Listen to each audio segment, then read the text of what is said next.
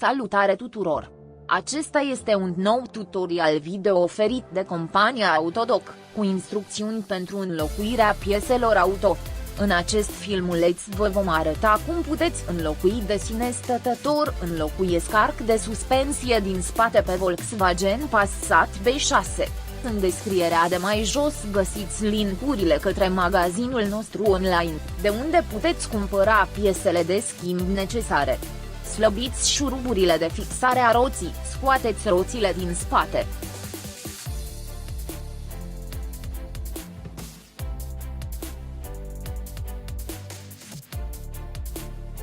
Deșurubați șuruburile brațului.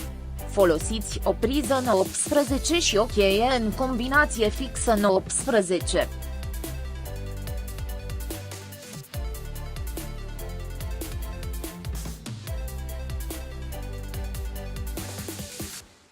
Proptiți brațul transversal din partea de jos, folosind un cric mobil.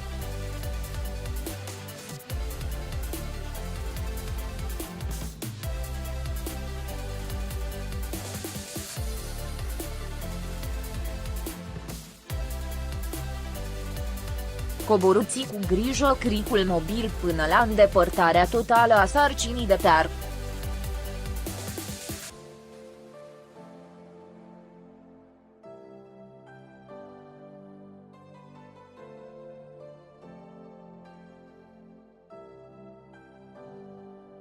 Îndepărtați arcul.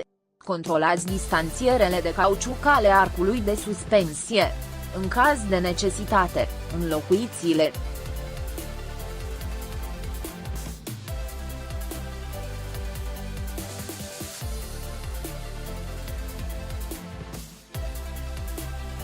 Montați arcul.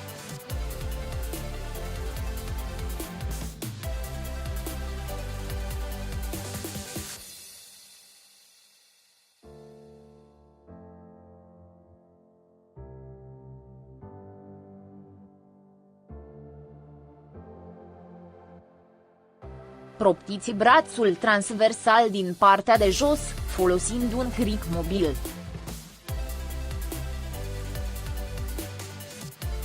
Strângeți șuruburile de fixare ale brațului.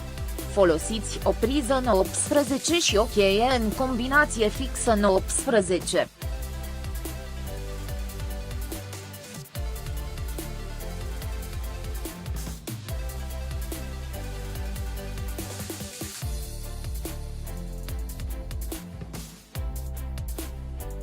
Îndepărtați suportul de sub brațul din spate. Vă mulțumim că ați vizionat tutorialul nostru.